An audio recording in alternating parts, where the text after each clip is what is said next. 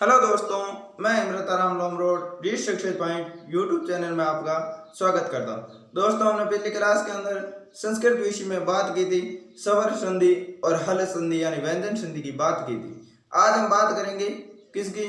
विसर्ग संधि की बात करेंगे। यानी हमने पहले भी शुरुआत से कहा था कि हम संस्कृत की संपूर्ण व्याकरण पढ़ेंगे 8 फर्स्ट लेवल और सेकेंड लेवल के अंदर आने वाली, और पढ़ेंगे बिल्कुल बेसिक तरीके के आधार पर, क्योंकि सूत्रों के आधार पर हम नहीं पढ़ेंगे।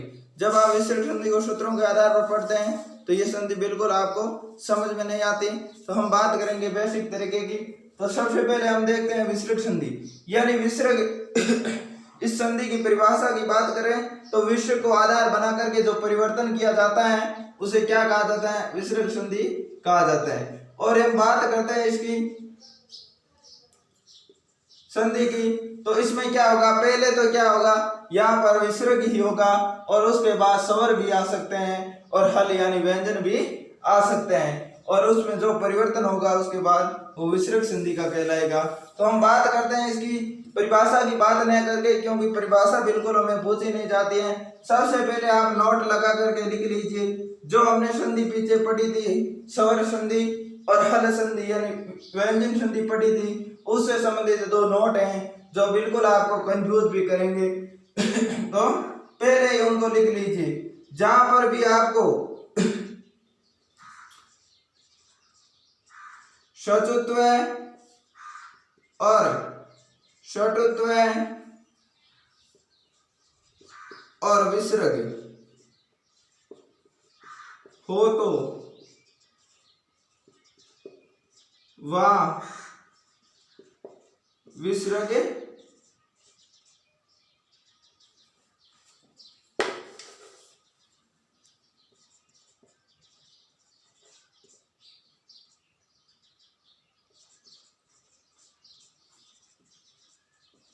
क्योंकि जो दोस्तों जब हम विसर्ग संधि में बात करेंगे तो वह षचुत्व के नियम भी आएंगे, यानी षचुत्व भी बनेगी और षटुत्व भी बनेगी और विसर्ग भी बनेगी। जब कहीं भी आपको एक उदाहरण मिल जाए और उस उदाहरण के अंदर क्या है, षचुत्व है, षटुत्व है और विसर्ग है, तो आप वहां सही क्या करेंगे? विसर्ग संधि सही होगी। वहां पर ऑप्शन के अंदर ये तीनों आ जाए तो वहां सही क्या करना है? षटुत्व और षटुत्व और विसर्ग, षचुत्व षटुत्व और विसर्ग में से कौन सा सही करना है? विसर्ग सही करने। और 2 नंबर नोट की बात करें तो एक क्या होती है? पूर्व रूप होती है। कौन सी संधि होती है? पूर्व रूप व विसर्ग। यानी पूर्व रूप और विसर्ग हो तो वहां क्या है? पूर्व रूप संधि सही है।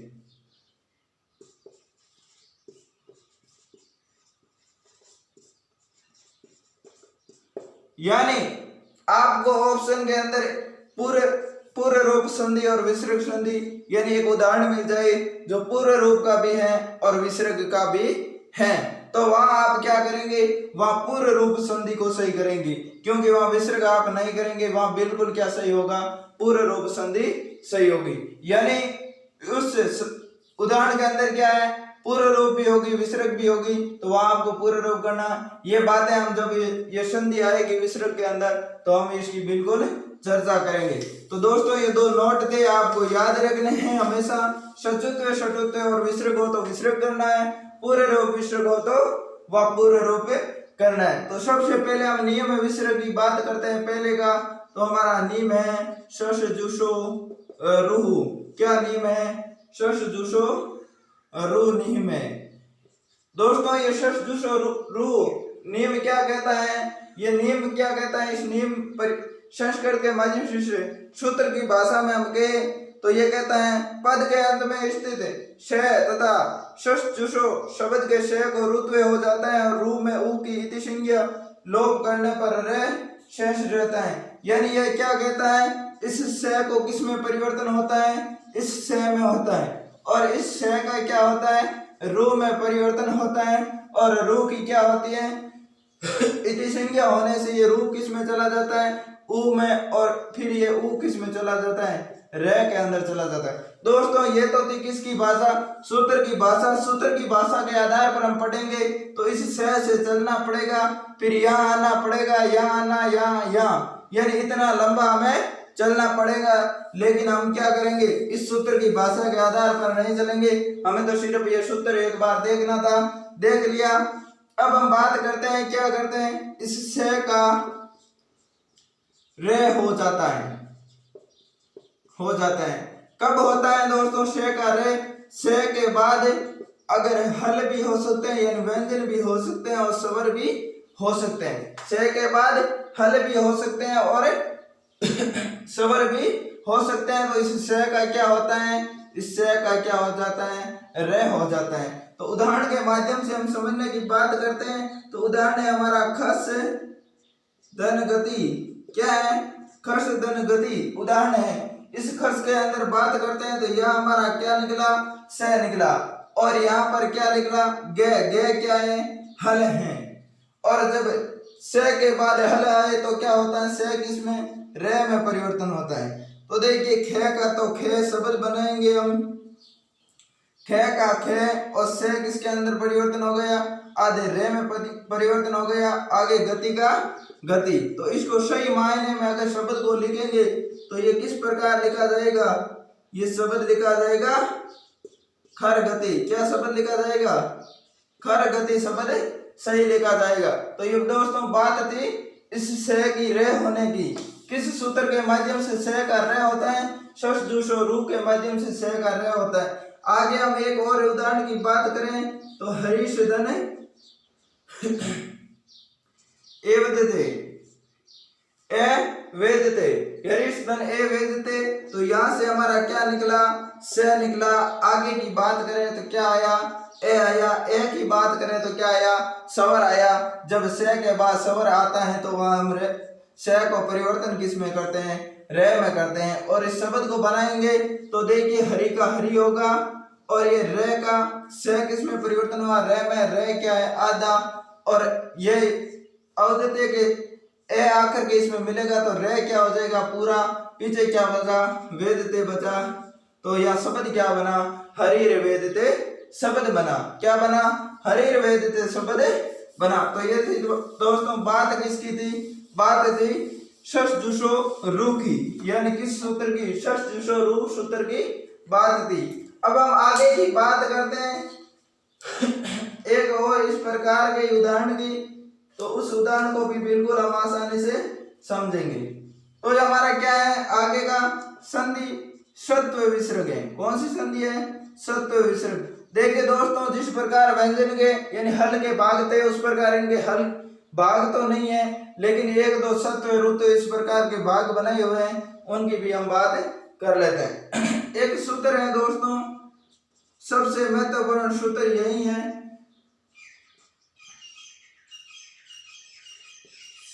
विसर्जनीय विसर्जनीय से, यानी सूत्र क्या है, विसर्जनीय से। और अगर इस सूत्र की हम बात करें तो ये सूत्र हमारा क्या कहता है, यदि विसर्ग के पश्चात खर, खर की बात करें तो हमने पहले भी बात की थी, पहला दूसरा और से वर्ण आए तो विसर्ग के स्थान पर से हो जाता है, और से का क्या हो जाता है, रे भी होता है। तो हम इस सूत्र की भाषा में ज्यादा नहीं पढ़ेंगे, क्योंकि सूत्र की भाषा के आधार पर हम बिल्कुल समझ नहीं पाएंगे। हम तो ध्यान रखेंगे कि ये विसर्ग है, और इस विसर्ग के बाद क्या आ जाए, विसर्ग है और विसर्ग के बाद क्या आ जाए, ये से आ जाए या चे वर्ग आ जाए। क्या आ जाए, चे वर्ग आ जाए। तो क्या होता है दोस्तों, ये विसर्ग किसमें चेंज हो जाता है, ये विसर्ग चेंज हो जाता है इस से के अंदर। और ये विसर्ग किसमें चेंज होता है, इससे संकर वाले में चेंज होता है। अगर विसर्ग के बाद आपको ये से और टे वर्ग दिखे, विसर्ग के बाद अगर से और टे वर्ग दिखे तो ये विसर्ग किसमें चेंज हो जाएगा, इस षटकोण वाले से के अंदर चेंज हो जाएगा। और अगर आपको क्या विसर्ग के बाद ये से और ते वर्ग दिखे, क्या दिखे, ते वर्ग दिखे, तो ये विसर्ग चेंज किसमें हो जाएगा, इस से के अंदर चेंज हो जाएगा। तो ये थी दोस्तों बात विसर्जनीय से की, यानी से का परिवर्तन किस प्रकार होता है, इनकी हमने बात की। यानी अब इनके उदाहरणों की बात करते हैं। सबसे पहले तो हम सबसे पहले उदाहरण लेते हैं। देखिए उदाहरण है हरि धन सेते। उदाहरण क्या है? हरि धन सेते। हरि धन उदाहरण है हरि धन सेते। हम यहाँ पर बात करते हैं। देखिए सबसे पहले हमने क्या कहा, यहाँ पर विसर्ग आए और विसर्ग के बाद क्या आया? से आया। विसर्ग के बाद क्या आया? से। जब विसर्ग के बाद ये से आता है तो हम किस से में चेंज करते हैं? इसी से के अंदर चेंज करते हैं। तो विसर्ग को किस में बदल देंगे? इस से के अंदर बदल देंगे। तो शब्द बनाएंगे। तो देखिए शब्द हमारा क्या बनेगा? देखो हरि का तो हरि रहेगा, हरि का तो हरि रहेगा। आगे इस विसर्ग को हमने किस में चेंज कर दिया? इस से के अंदर से भी कैसा है? आधा है। और आगे शब्द क्या है? सेते हैं, तो सेते लिख दिया। तो दोस्तों हमने बात क्या की? इस विसर्ग को किस में चेंज करेंगे? इस से के अंदर चेंज करेंगे। तो विसर्ग को इस से में चेंज किया तो यहाँ पर आधा से आया। हरि का हरि रहा, सेते का सेते रहा। तो शब्द क्या बन गया? हरि सेते शब्द बन गया। आगे हम और एक बात करते हैं। देखिए राह में धन चे। यहाँ पर हम देखते हैं तो क्या आया? विसर्ग, उसके बाद क्या आया? चे आया। जब विसर्ग के बाद चे वर्ग आ जाए यानी चे छे जय जय कोई भी आ जाए, यानी चे वर्ग के पांचों वर्णों में से कोई भी आ जाए तो वहां हम विसर्ग को किस में परिवर्तन करते हैं? इस से के अंदर। यानी विसर्ग को परिवर्तन किस में करते हैं? इस से में परिवर्तन करते हैं। इस से में परिवर्तन किया तो शब्द क्या बनेगा? देखिए राम का तो राम लिखा जाएगा। और इस विसर्ग को किस में परिवर्तन किया? इस से में। और से भी कैसा है? आधा है। आगे क्या लिखेंगे? चे। तो हमारा शब्द क्या बना? रामश्च शब्द बना। तो ये थी दोस्तों बात हमारे पहले विसर्जनीय से के पहले से की बात थी। अब बात करेंगे इस से की, यानी 2 नंबर से की बात करेंगे। 2 नंबर से की बात करते हैं तो सबसे पहले उदाहरण लेते हैं। धनु धनु धन टंकार है।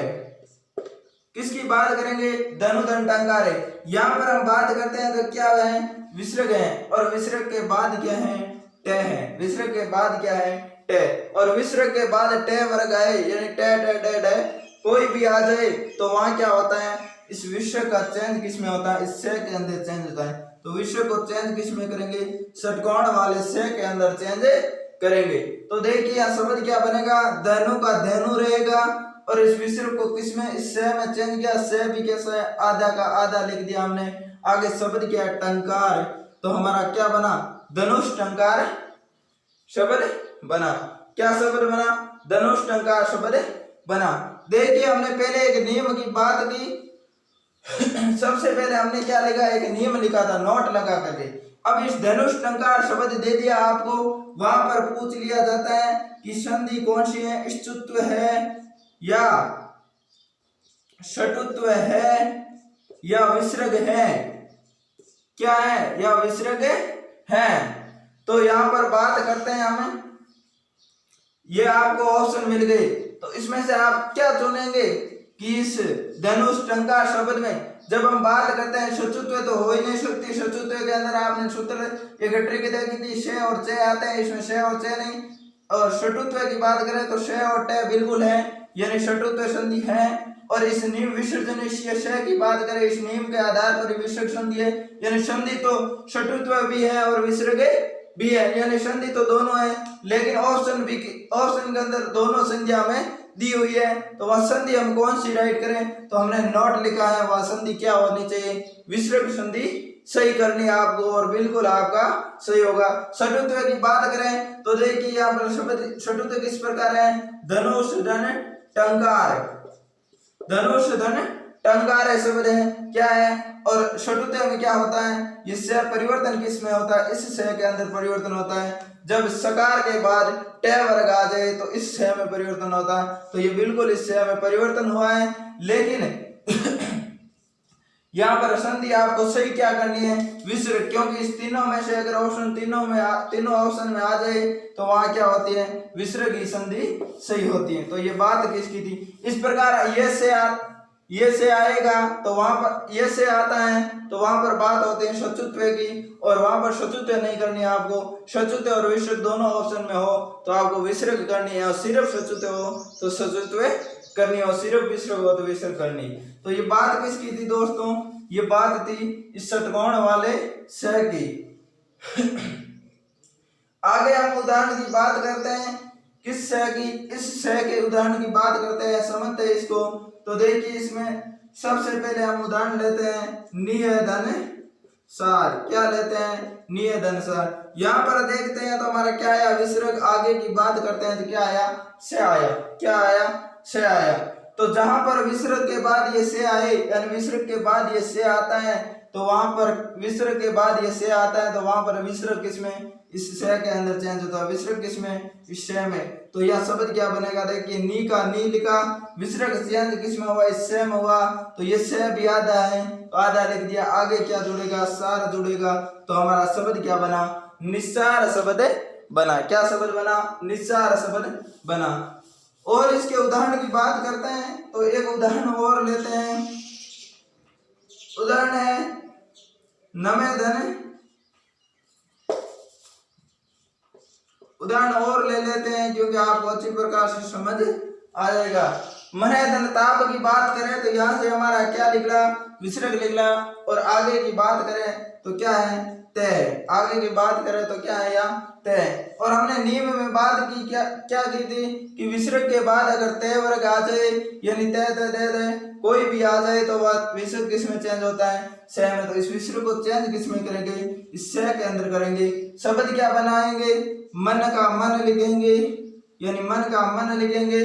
और विसर्ग को चेंज किस में करेंगे? इस से में। तो ये से आधा का आधा लिख दिया। आगे ताप का ताप लिखेंगे तो शब्द क्या बनेगा? मनस्ताप शब्द बनेगा। यानी दोस्तों ये बात थी विसर्जनीय श की। किसकी? विसर्जनीय श। इसमें कौन कौन से आते हैं? तो से आते हैं। ये आधे आपको जहां पर भी दिखे वहां पर क्या है? सूत्र कौन सा काम आ रहा है? विसर्जनीय श सूत्र काम आ रहा है। जहां पर भी ये आधे दिखाई दे, यानी ये इस प्रकार का से दिखे, इस प्रकार का से दिखे, इस प्रकार का से दिखे, वह विसर्जनीय श हो गई। यहाँ पर इसमें क्या हो सकती है? शत्रुत्व संधि हो सकती है। तो वहां आपको विसर्ग और शत्रुत्व दोनों ऑप्शन में हो तो विसर्ग करनी है। और ये इस से के अंदर क्या हो सकती है? विसर्ग हो सकती है और शत्रुत्व हो सकती है। तो शत्रुत्व और विसर्ग दोनों ऑप्शन में हो तो आपको क्या करनी है? वह विसर्ग करनी है। और यह तो सिर्फ विसर्ग के अंदर ही आती है। तो ये दोस्तों बात किसकी थी? विसर्जनीय श की बात थी। अब बात करेंगे हम आगे की, यानी आपको इस से वाले को इस प्रकार भी ऑप्शन में दिया जा सकता है विसर्जनीय श के आधार पर कि ये सत्व संधि है। कौन सी संधि है? सत्व संधि है। इसके बाद हम आगे की बात करते हैं और उदाहरण संधि की।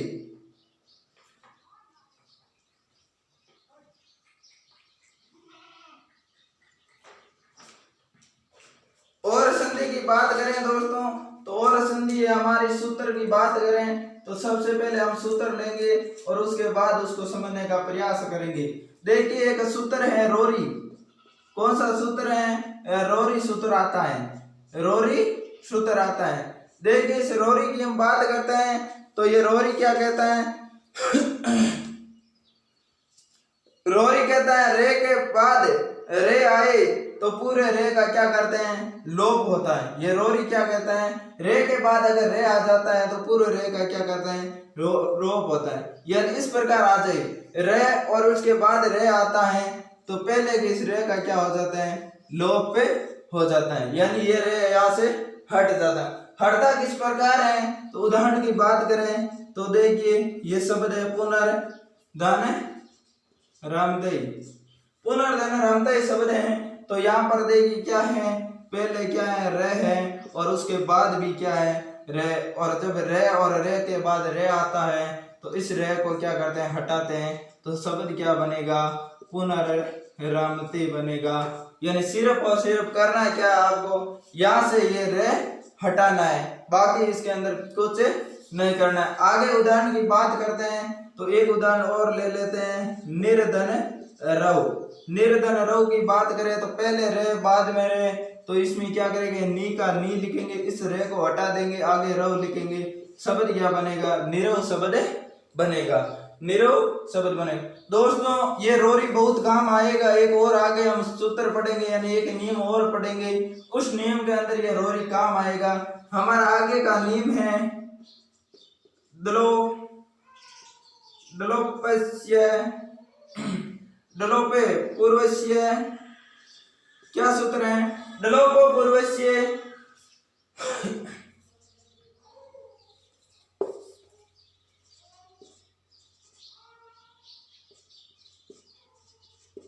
दीर्घाणे, यानी सूत्र क्या है, दलोपो पूर्वस्य दीर्घाणे।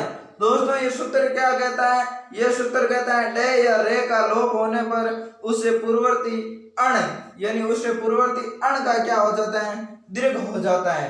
यानी किस प्रकार दीर्घ होता है उसकी बात करें तो सबसे पहले हमने बात क्या की, रे का यहाँ पर क्या होता है, लोप होता है, रे के बाद रे आए तो वह लोप होते हैं। एक बात आप एड और गिर लीजिए कि ये डे आता है, डे और डे के बाद रे आए तो डे का लोप हो जाता है, और रे के बाद रे आए तो वह रे का लोप हो जाता है। आगे हम बात करते हैं किसकी, इस सूत्र की।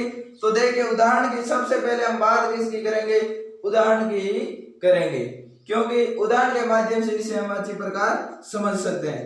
देखिए ये शब्द है निरय धन रव, शब्द क्या है, निरय धन रव शब्द है।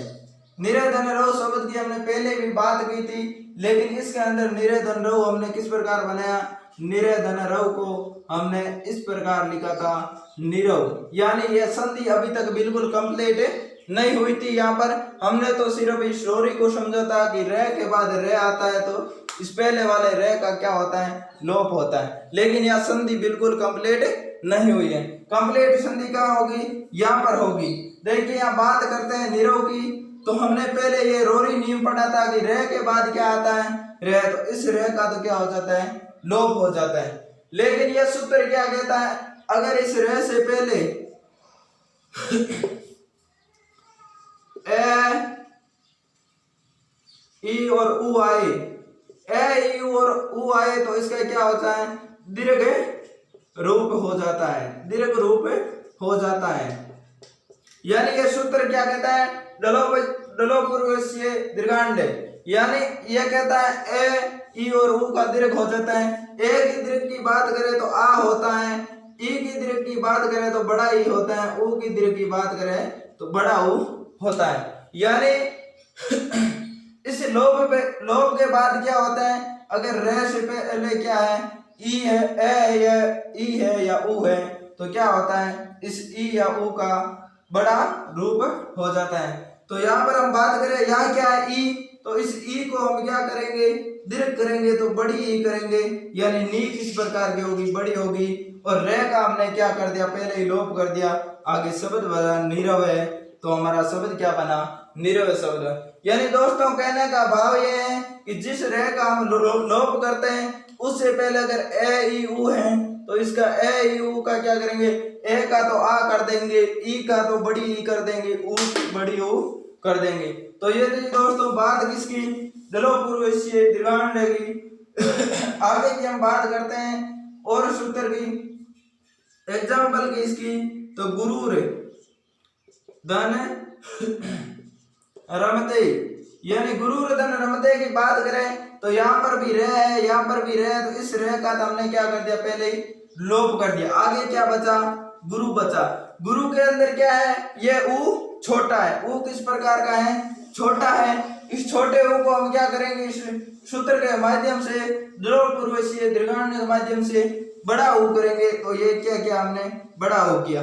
अब इस शब्द को बनाएंगे तो गु का गु लिखेंगे और इस रे को तो रे लिखेंगे, लेकिन इस रे के रू को क्या किया हमने, बड़ा रू किया, तो हमने बड़ा रू लिख दिया। आगे रमते का रमते लिखेंगे तो हमारा शब्द क्या बना, गुरु रमते शब्द बना। इस रे को तो हमने लोप कर दिया। यानी ये बात किसकी थी, यानी दोनों ये सूत्र क्या होते हैं, साथ साथ चलते हैं। पहले इसके अंदर रे का लोप होता है, उसके बाद क्या होता है, जो इस रे से पहले ए ई उ आए हैं उसका आ ई उ होता है यानी दीर्घ रूप होता है। तो ये बात किसकी थी? रोरी और लोपुरुषीय दीर्घान्य की बात थी। आगे हम बात क्या करते हैं, आगे की सूत्रों की बात भी करेंगे। अभी तक हमारी विसर्ग संधि कंप्लीट नहीं हुई है। तो दोस्तों ये बात थी आज की विसर्ग संधि से संबंधित। अब एक और क्लास के अंदर हमारी क्या हो जाएगी, विसर्ग संधि कंप्लीट हो जाएगी, और विसर्ग संधि कंप्लीट हो गई तो पूरी संधि ही कंप्लीट हो जाएगी।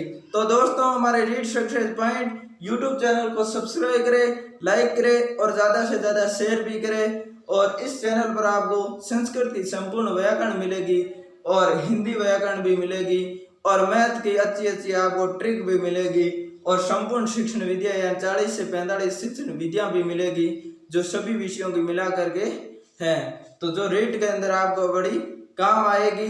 तो दोस्तों हमारे चैनल के साथ जुड़े रहिए। धन्यवाद।